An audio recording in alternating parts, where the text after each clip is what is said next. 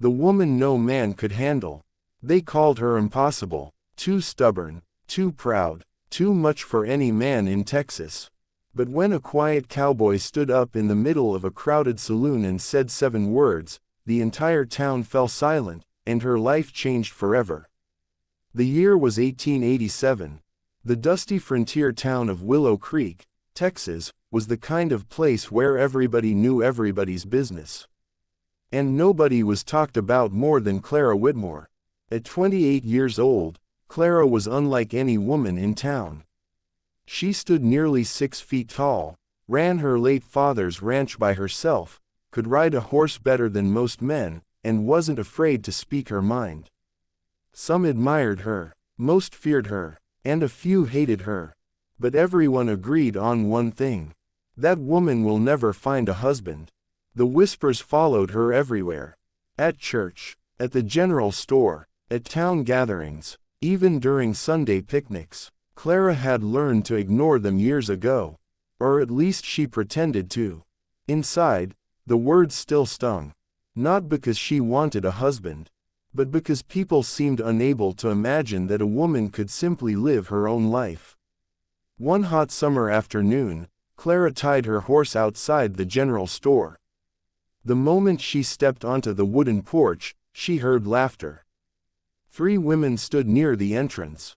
They lowered their voices when they saw her. But not enough. Poor thing, she scares every man away. No decent husband wants a woman who acts like a ranch hand. Clara kept walking. Her jaw tightened. She grabbed the supplies she needed and headed for the counter. Old Mr. Jenkins offered a sympathetic smile. "You all right, Clara?" "I'm fine." "You don't sound fine." She placed a few coins on the counter. "I'm just tired of people worrying about my life when they should worry about their own." Mr. Jenkins chuckled. "That'll never happen in Willow Creek." Clara smiled despite herself. Then she headed home. The Whitmore Ranch sat 3 miles outside town. The land wasn't large, but it was hers. Every fence post, every horse, every acre. She had spent 10 years keeping it alive after her father died. Most men would have sold it. Clara refused. The ranch represented everything her father had worked for, and she intended to protect it. That evening, she sat on the porch watching the sunset. The sky glowed orange and gold. For a moment, everything felt peaceful. Then she noticed a cloud of dust approaching. A rider. Her stomach tightened. Visitors usually meant trouble. The rider stopped at her gate. A young messenger climbed down. "Miss Whitmore." "That's me. I have a letter." She accepted it. The envelope carried the seal of the bank. Her heart sank. Slowly, she opened it. As she read, the color drained from her face. The bank had changed ownership, and the new owner wanted immediate payment on an old loan her father had taken years earlier. Payment due in 60 days. Otherwise, the ranch would be seized. Clara read the letter twice. Then a third time. It couldn't be real. She had never missed a payment. But legal documents didn't care about fairness. The debt was valid, and she didn't have enough money. Not even close. For the first time in years, fear settled into her chest. 2 days later, Clara rode into town. She needed answers. The bank manager offered none. The decision comes from the new owner. Then who is the new owner? The man hesitated. Someone from Montana. Name. Again he hesitated. Then finally answered. Luke Grayson. Clara frowned. She'd never heard of him. "Can I speak with him?" "He arrived yesterday." "Where is he staying?" "The boarding house." Clara thanked him and left. Her boots struck the boardwalk with determination. Whoever this Luke Grayson was, she intended to meet him. Immediately. The boarding house sat across from the town square. Clara climbed the steps and entered. The owner looked up. "Can I help you?" "I'm looking for Luke Grayson." The woman pointed toward the dining room. "He's having lunch." Clara marched inside, then stopped. The man sitting alone near the window wasn't what she expected. He looked to be around 35. Broad shoulders, dark hair, Weathered face, quiet eyes. A cowboy, not a banker, not a businessman, a cowboy. He glanced up. Their eyes met. For a brief second, neither spoke. Then Clara walked straight to his table. Luke Grayson. He nodded. That's me. I'm Clara Whitmore. Recognition flickered across his face. The ranch owner. The woman whose ranch you're trying to take. The dining room fell silent. Everyone started listening. Luke remained calm. Would you like to sit down? No. Suit yourself. His calmness irritated her even more. You bought the bank, part of it, and now you're calling in loans. I didn't create the loans. But you're enforcing them. Luke leaned back, studying her, not judging, not mocking, just observing, which somehow annoyed her even more. Finally he spoke. If your records are correct, you've paid faithfully for years. They are correct. Then why are you worried? Because I don't have enough money to pay the remainder. Luke nodded thoughtfully. As I suspected. Clara crossed her arms. What does that mean? It means I want to visit your ranch before making any decisions. She blinked. What? I'll ride out tomorrow. You expect me to believe you'll just inspect my ranch and decide my future? No. He stood. Tall. Nearly as tall as Clara. I expect you to show me why it's worth saving. Then he walked away, leaving Clara speechless. The next morning, Luke arrived exactly at sunrise. Clara expected arrogance. Instead, he worked. All day, he helped repair fences, checked livestock, inspected water supplies, asked questions, lots of questions. By sunset, he knew more about the ranch than most bankers ever would. Finally, they sat on the porch. Luke removed his hat. You built all this yourself. My father started it, but you kept it alive. Clara nodded. Luke looked across the fields. Then smiled slightly. I've seen men fail with twice as much land. For some reason, that compliment meant more than she expected. Thank you. A comfortable silence followed, the kind Clara rarely experienced. Most men spent their time trying to impress her, or compete with her. Luke did neither. He simply listened. Over the next several weeks, Luke visited often. Sometimes for business, sometimes for reasons neither admitted.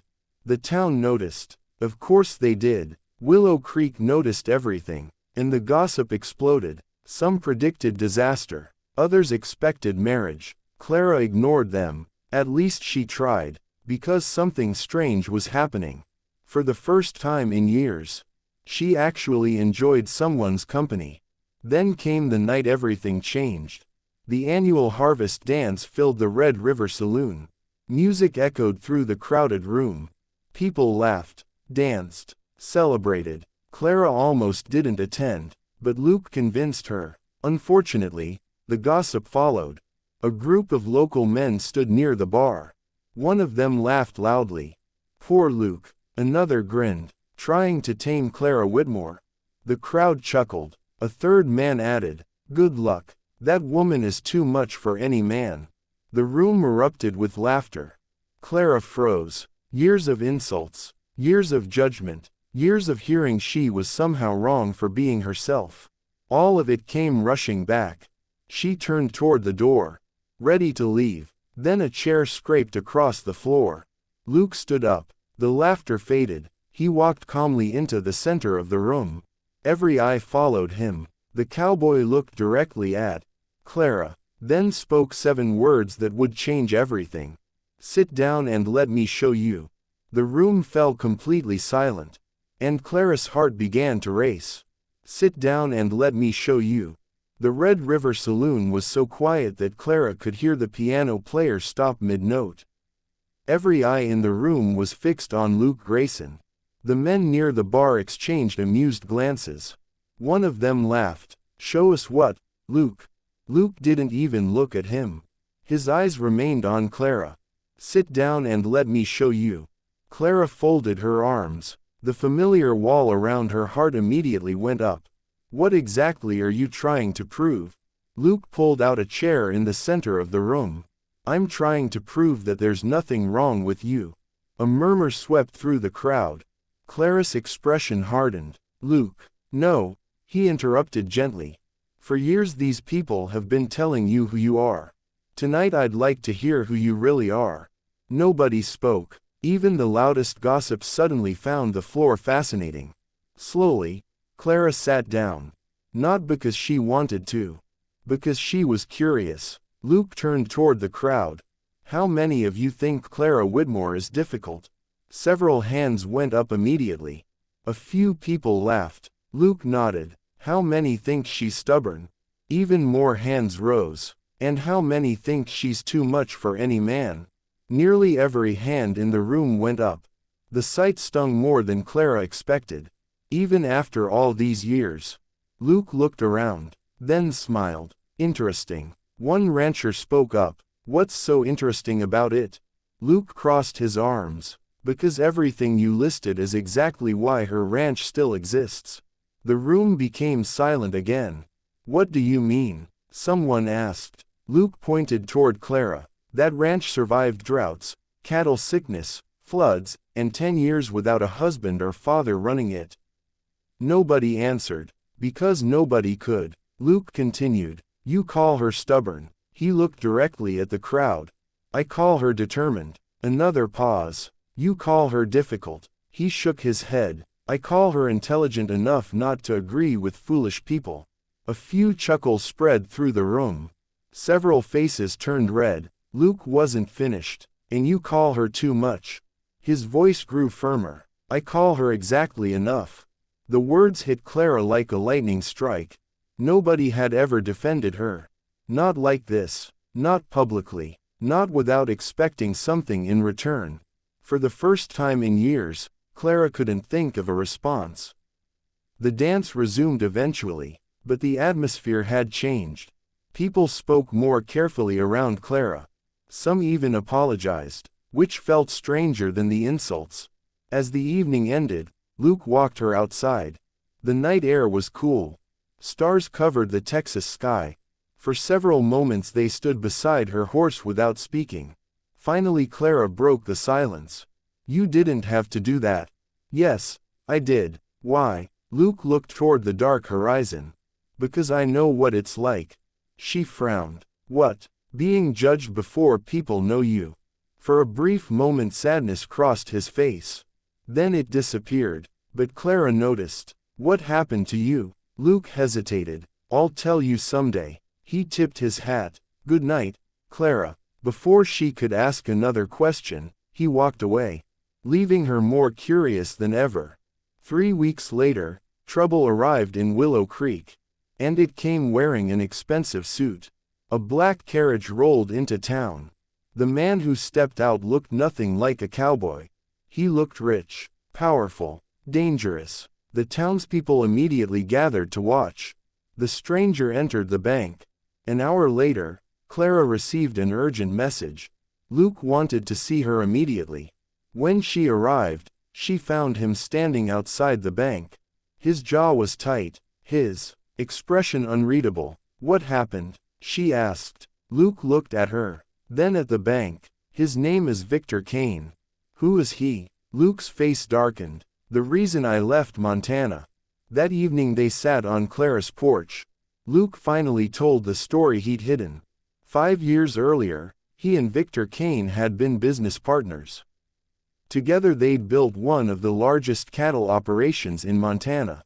Luke handled the ranching. Victor handled the money. Or so Luke thought. Eventually Luke discovered Victor had been stealing from ranchers throughout the region. Cheating families. Taking land illegally. Destroying livelihoods. When Luke exposed him, everything exploded. Victor blamed Luke, spread lies, turned influential people against him. In the end, Luke sold everything and left Montana. Starting over in Texas. Clara listened carefully. "Why is he here now?" Luke stared into the darkness. "Because he wants revenge." The answer came sooner than either expected. The next morning Victor Kane visited the Whitmore ranch. Clara was repairing a fence when she saw the carriage. Victor stepped out smiling. The smile never reached his eyes. "Miss Whitmore, what do you want?" I simply wanted to introduce myself. Clara wasn't fooled. Then you've introduced yourself. Goodbye. Victor laughed softly. I can see why Luke likes you. The mention of Luke instantly raised her guard. What does Luke have to do with anything? Victor stepped closer. You should be careful. Of what? Of believing everything that man tells you. Clara stared at him. Victor lowered his voice. Luke Grayson destroys everything he touches. Then he climbed back into his carriage and left. Dust swirling behind him. For the first time since meeting Luke, doubt entered Clara's mind. Not because she trusted Victor. She didn't. But because she realized how little she truly knew about Luke. The feeling bothered her. A lot. Over the next month, Victor began buying land around Willow Creek. One ranch after another. One business after another. People started worrying. Then the rumors began. Victor claimed Luke was planning to seize local properties. Victor claimed Luke had cheated ranchers in Montana. Victor claimed Luke couldn't be trusted. Some people believed him, others didn't. The town slowly divided into two sides. And Clara found herself trapped in the middle. One afternoon she rode into town and discovered something alarming. A crowd had gathered outside the bank. Angry voices filled the street. Luke stood on the porch trying to explain something.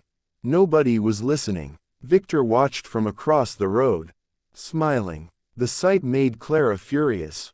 Because she finally understood. Victor wasn't after money, he was after Luke. And he intended to destroy him the same way he'd done before. That night Clara knocked on Luke's door. When he opened it, she stepped inside. I know what Victor is doing. Luke sighed. Then you know why you should stay away from me. What? He's targeting anyone close to me. Clara stared at him. Do you honestly think that scares me? It should. It doesn't. Luke looked away. For the first time since meeting him, he seemed vulnerable. Almost afraid. Not for himself. For her. And somehow that made Clara's heart ache. A storm rolled across Texas 3 nights later. The worst in years. Rain hammered the earth. Wind screamed through Willow Creek. Around midnight, Clara heard frantic pounding on her door. She opened it. A terrified ranch hand stood outside. Miss Whitmore. What happened? The north bridge collapsed. Her stomach dropped. The north bridge crossed a flooded river. And Luke had traveled that direction earlier that afternoon. Without another word, Clara grabbed her coat and ran into the storm. Because deep down, she already knew. Luke Grayson was somewhere out there. And he might be in terrible danger. The storm, the river, and the truth. YouTube story. Rain crashed against the earth like thousands of pounding drums. Lightning split the Texas sky. The wind howled through the trees as Clara pushed her horse forward into the darkness. Every instinct told her this was dangerous. But she couldn't stop thinking about Luke. The collapsed bridge, the flooded river, the possibility that he was trapped somewhere in the storm. Or worse. Come on, girl, she whispered to her horse. The animal fought through the mud. Water rushed across the road in several places. Branches littered the ground. The storm had turned the countryside into chaos. Then Clara spotted a lantern. Far ahead, moving through the rain. Her heart leapt. Luke. She urged her horse forward. A moment later she saw him. And relief flooded through her. Luke was alive. But he wasn't alone. 3 frightened children stood beside him beneath a grove of trees.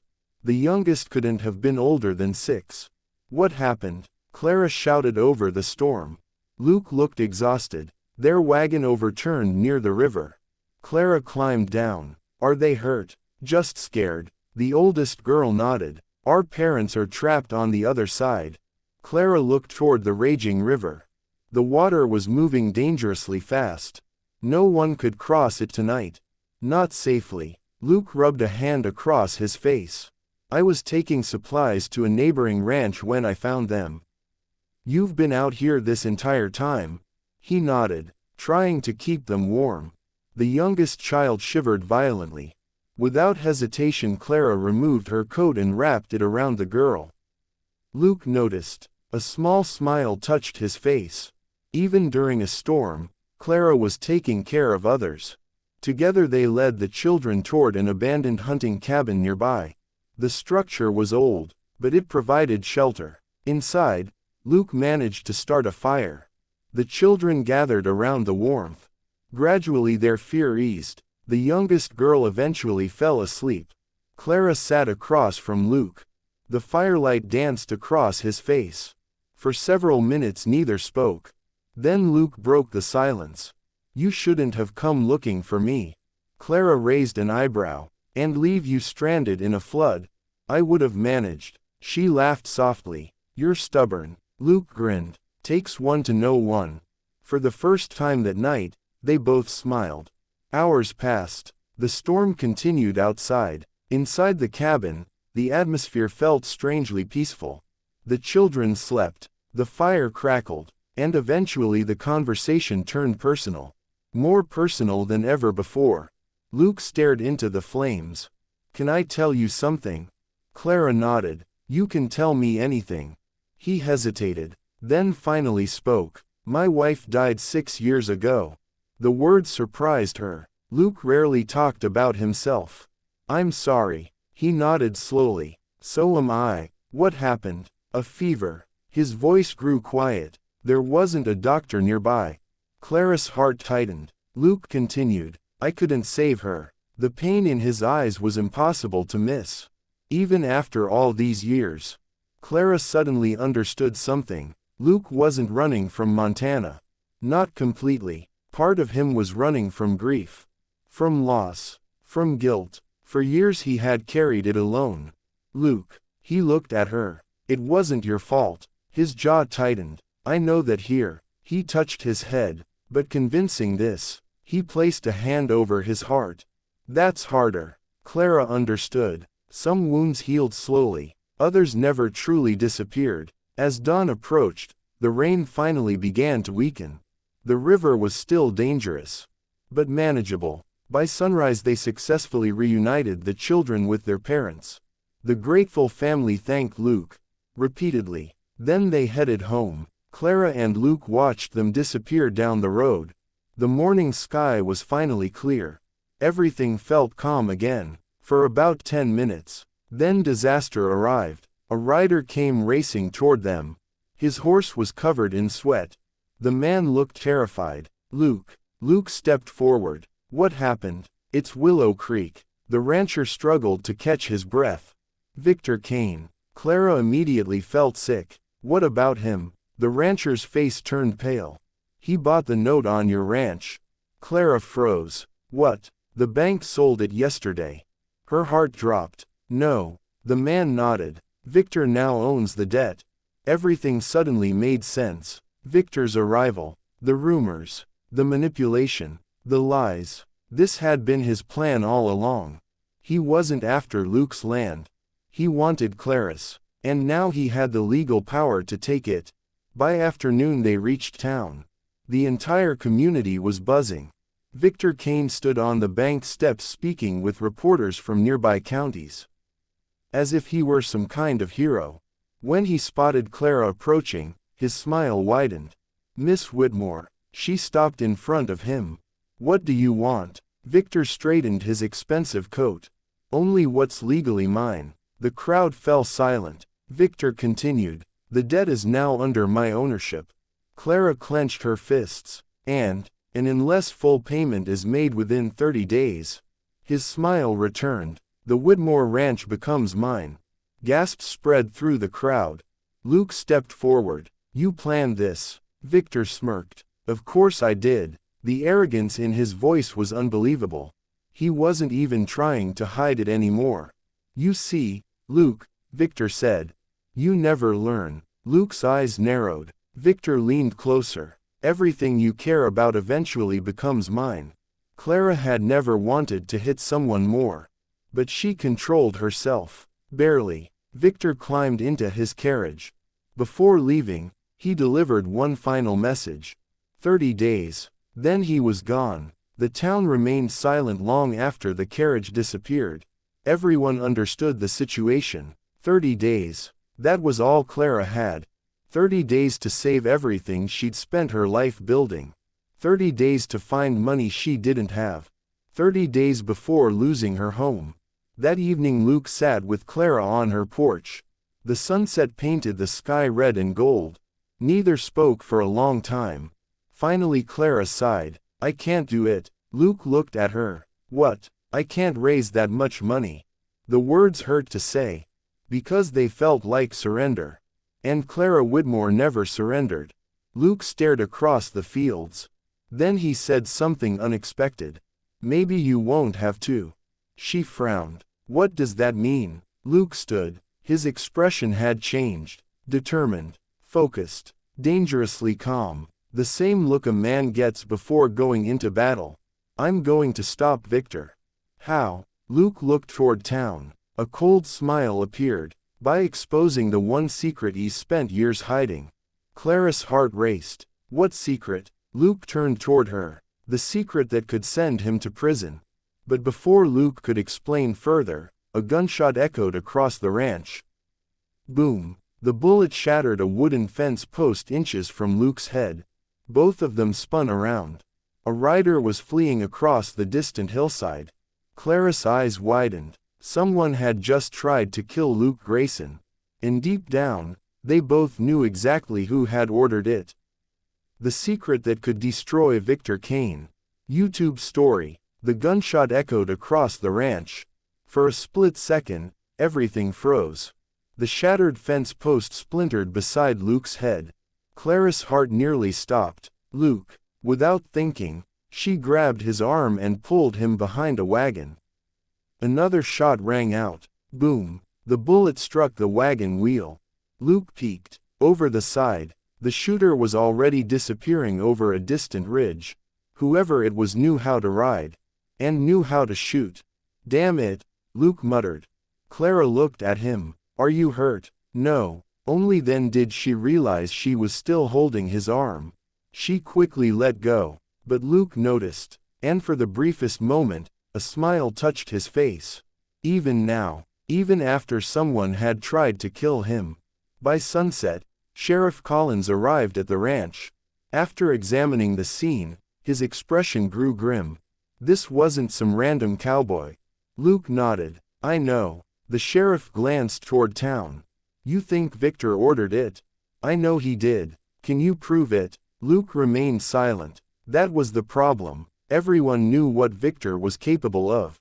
Nobody could prove it. Later that evening, Luke finally revealed the secret he'd been hiding. The three of them sat around Clara's kitchen table. A lantern flickered softly between them. Luke reached into his saddlebag. Then removed an old leather journal. Clara frowned. What's that? The reason Victor Kane should be in prison. The sheriff leaned forward. Luke opened the journal carefully. Inside were pages filled with names, numbers, dates, transactions. The sheriff's eyes widened. My God. Luke nodded. When we were partners in Montana, I started noticing money disappearing. He turned another page. So I kept records. Clara stared at the book. You documented everything, every stolen dollar. The sheriff shook his head. This is enough to destroy him. Luke's expression darkened. If we can get it to a federal investigator. For the first time in weeks, hope appeared. Real hope. Victor Kane wasn't untouchable after all. The next morning, Luke left for Fort Worth. A federal marshal stationed there had investigated financial crimes before. If anyone could stop Victor, it was him. Before leaving, Luke handed Clara the journal. Her eyes widened. Why give it to me? Because Victor knows I have it. He looked directly at her.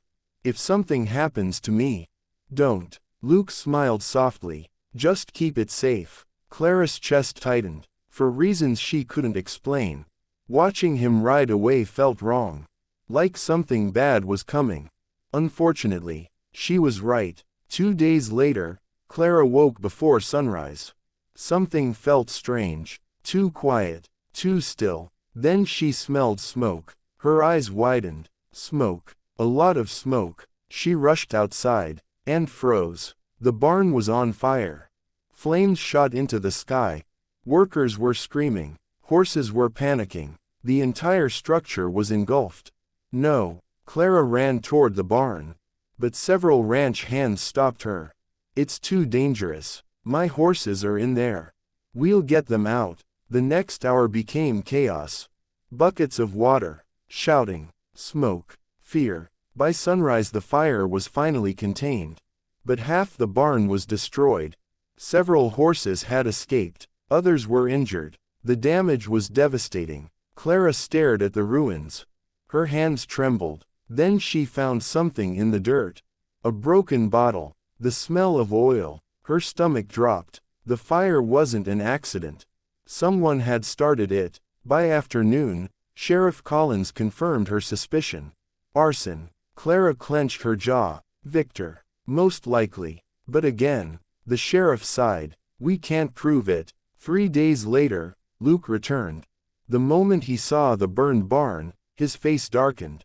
He did this. Clara nodded. He knows we're getting close. Luke looked around the ranch. His eyes lingered on the damage. Then on Clara. You okay? For a moment she wanted to say yes. The way she always did. The way she always handled everything. Alone. But suddenly she was tired. Tired of pretending. Tired of carrying every burden by herself.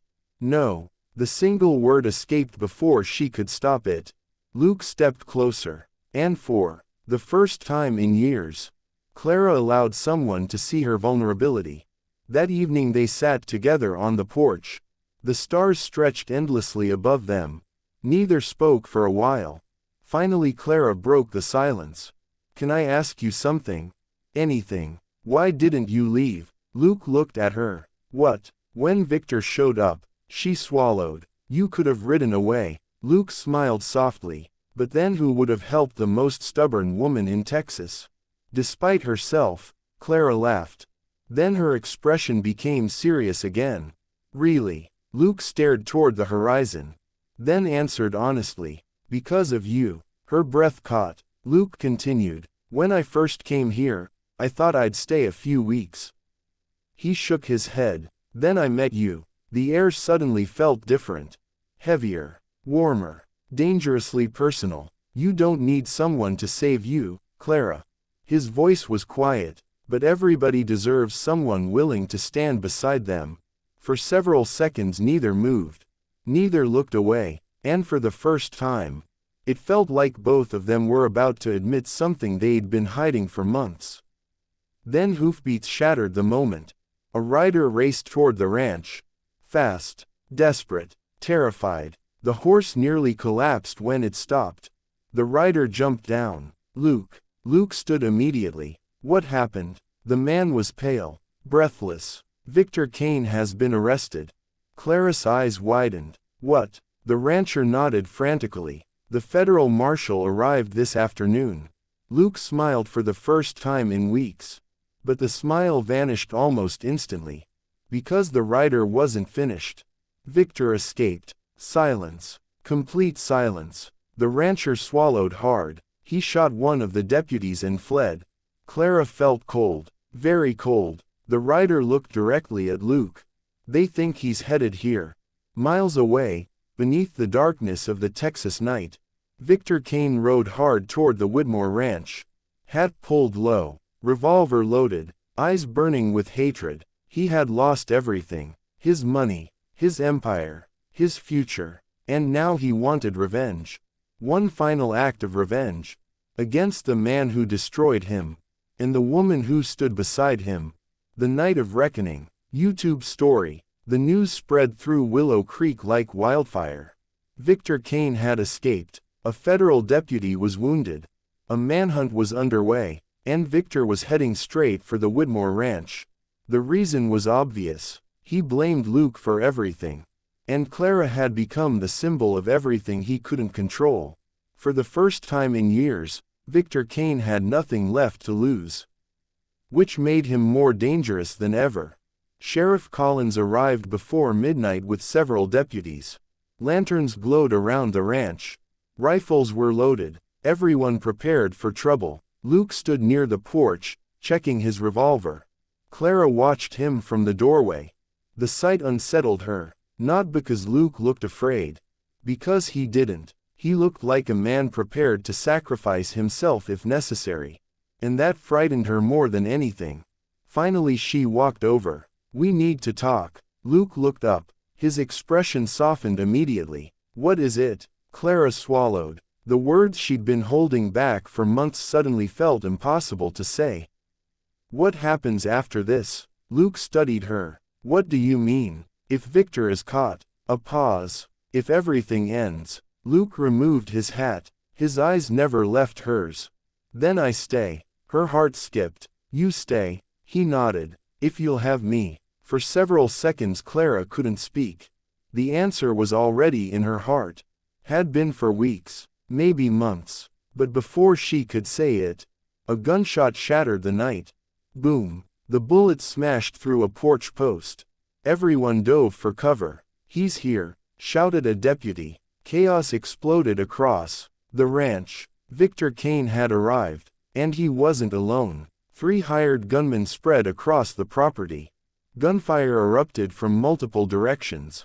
The deputies fired back. Horses panicked. Men shouted. Smoke filled the darkness. Clara grabbed a rifle from inside the house. Luke immediately frowned. "Stay inside." She raised an eyebrow. "You know me better than that." Despite the danger, Luke almost smiled. "Yeah." He nodded. "I do." The gunfight lasted nearly 20 minutes. Then suddenly, silence. An eerie silence. No more gunshots. No more shouting. Only the wind. Everyone froze. Listening. Waiting. Then a voice echoed from the darkness. "Luke." "Victor." The hatred in his voice was unmistakable. "I know you're out there." Luke slowly stepped forward. "Victor." The ranch yard became silent. Every deputy listened. Every ranch hand watched. Victor emerged from the shadows. Revolver in hand. Eyes wild. Clothes covered in dust. He looked like a man standing at the edge of madness. "You ruined me." Luke remained calm. "You ruined yourself." Victor laughed bitterly. "Still pretending you're the hero." "I'm not pretending anything." Victor pointed his revolver. "You should have stayed out of my business." Luke shook his head. "You stole from innocent families." "I took opportunities." "You destroyed lives." Victor's expression twisted. "And I'd do it again." The words echoed through the darkness. Even the deputies seemed shocked. Victor wasn't hiding his true nature anymore. Then something unexpected happened. Clara stepped forward. Luke immediately looked alarmed. "Clara." "No." Her voice was firm. She stared directly at Victor. "For years you've bullied people because you thought money made you powerful." Victor sneered. "You think this concerns you?" "It does now." The hatred in Victor's eyes intensified. "You should have taken my offer." "I'd rather lose everything than become like you." The words struck harder than any bullet. Victor's face turned red with rage. And in that instant, everyone knew what he was about to do. Victor raised his revolver toward Clara. Time seemed to stop. Luke moved first. A single second. One instinctive action. He threw himself between them. Boom. The shot rang out. Clara screamed. Luke staggered backward. Then collapsed. The entire ranch erupted. Deputies charged. More gunshots followed. Victor tried to flee. But this time there was nowhere left to run. Sheriff Collins tackled him from his horse. The remaining deputies swarmed him. Within seconds, Victor Kane was disarmed. Arrested. Defeated. Finally. Forever. But Clara barely noticed. Because all she could see was Luke. He lay on the ground. Blood stained his shirt. His face was pale. Terrifyingly pale. Clara dropped beside him. "No." Her voice broke. "No. No. No." Luke managed a weak smile. "Hey." Tears filled her eyes. "Don't you dare." The smile grew slightly. "I always knew you'd yell at me." A sob escaped her. "Why would you do that?" Luke looked at her, as if the answer were obvious. "Because it was you." Clara's heart shattered. The doctor arrived moments later. Everyone stepped aside. The examination felt endless. Finally the doctor looked up. and smiled. The bullet went through the shoulder. Clara blinked. What? He's going to be fine. Relief hit her so hard she nearly collapsed. Around them, the entire ranch seemed to exhale. Luke was alive. 2 months later, Willow Creek looked different. Victor Kane had been convicted of fraud, arson, attempted murder, and numerous financial crimes. The stolen lands were returned. Families recovered their property, and for the first time in years, the town felt peaceful. As for Clara, life had changed in ways she never expected. One warm autumn evening, the town gathered for another harvest dance. The same saloon, the same wooden floor, the same music, but this time nobody whispered about Clara Whitmore. Nobody called her difficult. Nobody called her too much. Instead, they respected her, because she had never changed who she was. Near sunset, Luke found her standing outside beneath the golden sky. You avoiding the dance? Clara smiled. Maybe. Luke stepped closer. Good. She laughed. Why? He reached into his pocket and removed a small velvet box. Clara's breath caught. Oh. Luke suddenly looked more nervous than she had ever seen him. More nervous than during a gunfight. More nervous than facing Victor Kane. Which made her smile even wider. I've fought storms. Luke began. I've fought cattle thieves. He swallowed. I've even fought Victor Kane. Clara laughed softly. But asking you this might be the scariest thing I've ever done. Her eyes filled with tears. Luke opened the box. A simple ring rested inside. Beautiful in its simplicity. Clara Whitmore. His voice became gentle. Will you spend the rest of your life being exactly who you are? Tears rolled down her cheeks. That's your proposal? Luke grinned. Pretty much. She laughed through her tears. Then gave the answer he'd hoped for from the very beginning. Yes. The crowd inside the saloon erupted when they heard the news. Cheers filled the room. Music started again, and for the first time in her life, Clara no longer felt like she was too much. Because the right person had never wanted less of her. He simply loved everything she already was. And standing beneath the Texas sunset, surrounded by friends, family, and the future they'd fought for together, Clara finally realized something. The people who had called her difficult had been wrong all along. She wasn't too much. She was exactly enough. Please friends spot my channel. Like, share, comment. Subscribe for more stories. Thanks for watching my USA audience.